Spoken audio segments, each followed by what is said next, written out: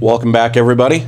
Just got back from the latest work trip and came home to some new tools, which is good. I've been waiting on these for a while. I've finally got a rivet fan. I probably could have used this a lot sooner than now. This is going to get used. That's my plan for today, is to lay out the rivet holes for this rib that we put in the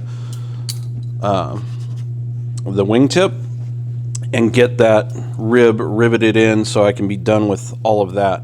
Also, off camera, last week I taped out, and I don't know if you can see it, painted the edge of my lens. I did this because I like the idea of the black trim on there. It hides the edge of the circuit boards and the edge of the panel. I'm going to experiment with this. Not on this lens itself, but on a scrap piece of the lens that I trimmed off. I am going to take some clear Plastidip, which you can use to frost things. I used a bootleg brand first trying it on this, and I didn't like the results, so I bought the actual Plastidip. And what I want to do is take this and I'll show you real quick.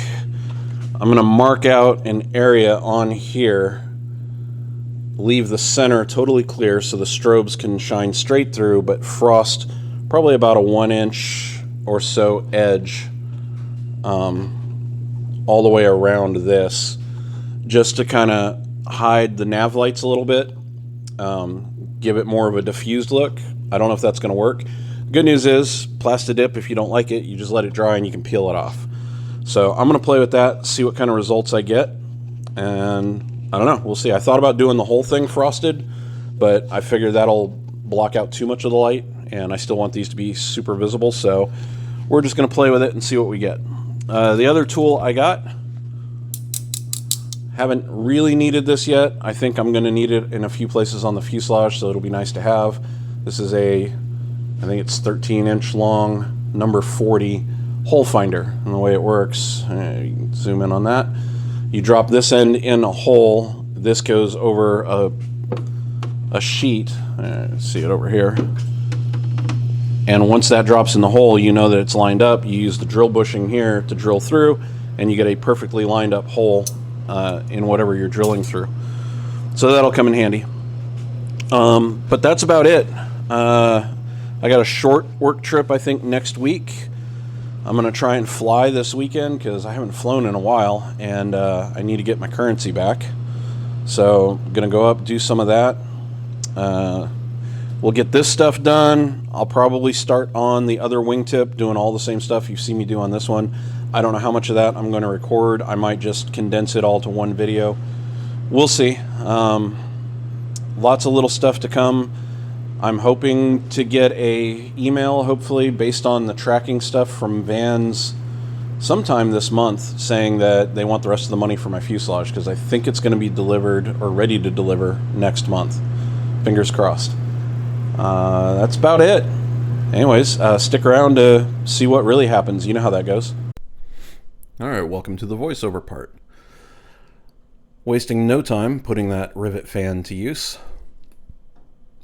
Kind of did this a little different because I don't have a good straight line on the wing tip that I can lay out the rivet row on.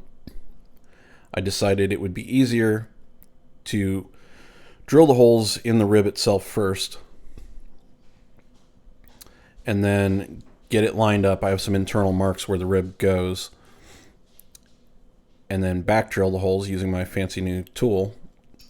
So I tried it that way on, I think this is the bottom side. There you go. That's the top side. And use that just to get it started and get it clecoed in place. And once I knew that was where it needed to be and locked in, then I just clecoed the rivet fan over the top of it, and I knew that all the holes would line up, and I just drilled through the holes. And that worked out pretty good. And then on this side, I think I did, yeah, a little different.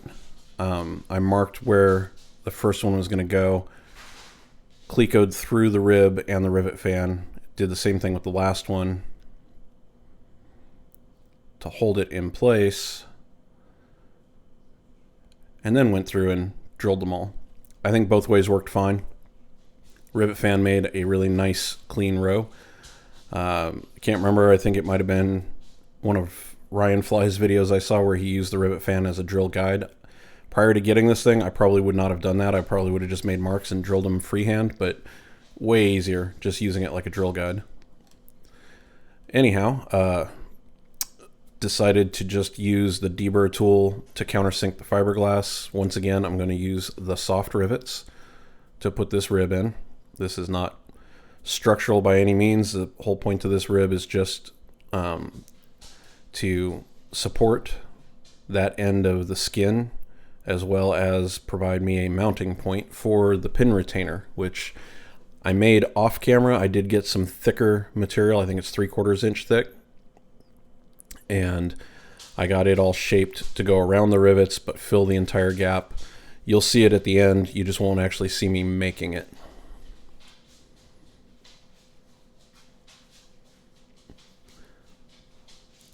Now it's just a matter of getting the rivets put in there. And again, these are the soft rivets, so for me the pressure is about half what I would normally do.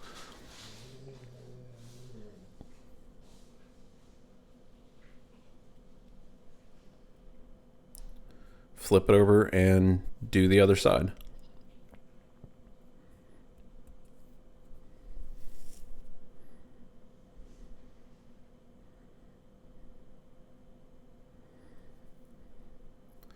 All right, so you saw me pointing at the opening on the trailing edge there. I've decided that I'm going to fill that in.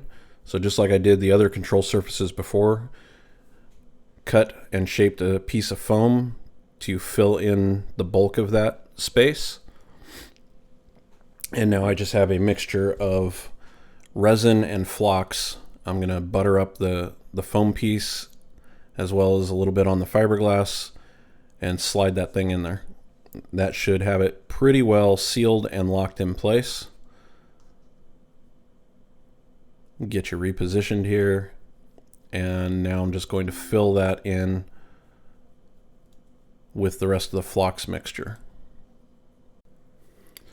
Now this stuff's kind of thick, but gravity was still working against me, so getting a nice 90-degree edge right there, pretty impossible to do. Gravity just keeps kind of pulling it down and making a little sloped edge, which for this first layer wasn't really a big deal. Not too worried about it. I just had to get it roughly shaped when I was done. I'm taking some of the leftover flocks mixture and just going over some of the thinner parts of the fiberglass work from earlier rather than wasting it.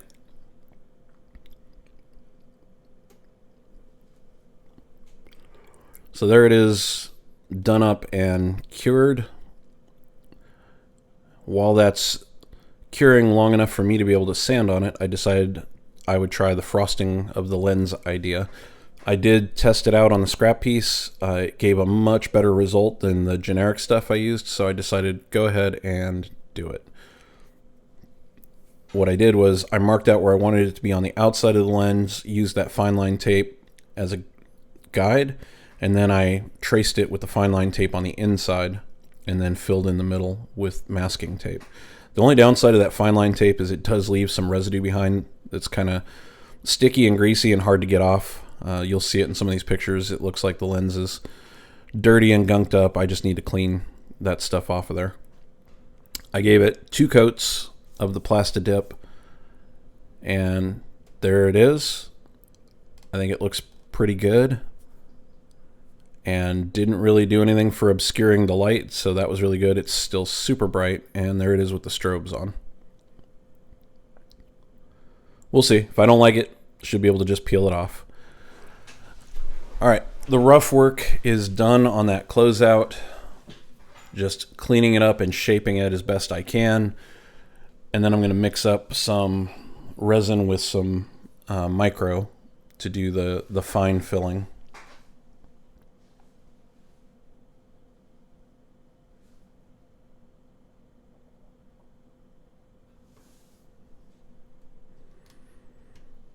there's that mixture going on now. And just like the other one, gravity is not my friend here. It's just pulling it down and around that front side. For this first round, wasn't too concerned about it because I was going to let it fill out a little bit anyways.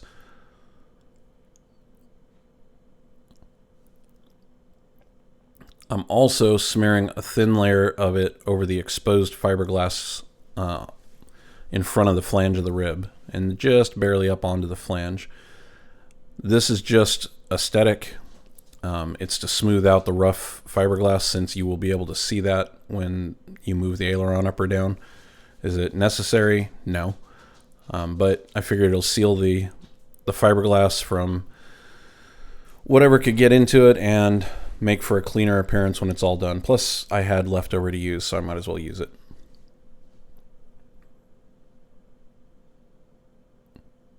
And there you see me desperately trying to use the popsicle sticks to pull the material back up to where it keeps running over that edge. Didn't really work out. So ultimately, I just had to sand this, get it flat and smooth again at least, shaped the inside edge a little bit, and decided that for the final round I would try using a scrap piece of that black Delrin as kind of a dam and a mold to give me a nice straight flat line on the front edge of that, which I should have tested first. I didn't think the resin would stick to the Delrin. I was incorrect. Thankfully, when I came out to remove it, which you won't see on camera, I came out before it was fully set up, knowing I might have an issue, and I was able to pull it off of there, and the resin was set up enough that it was basically just kind of gummy, and I could use the popsicle sticks to just put it back in the shape that I wanted it to be in, which gave me a pretty straight line to work with. And the final results actually came out really good.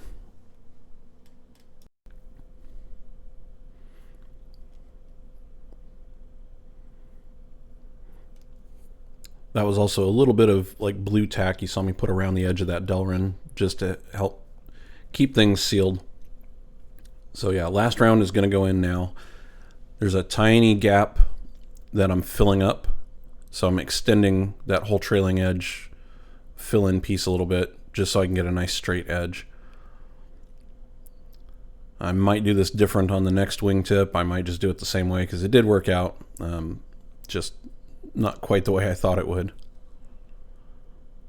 Anyhow, I didn't show any of the final sanding or shaping of it. Not sure why. But there it is, sanded down and painted.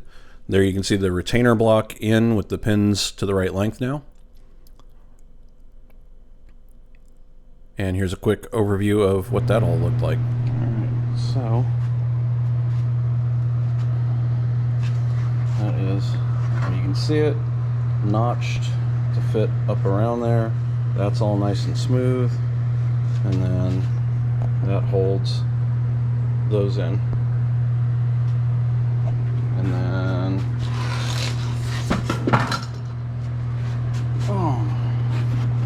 we've got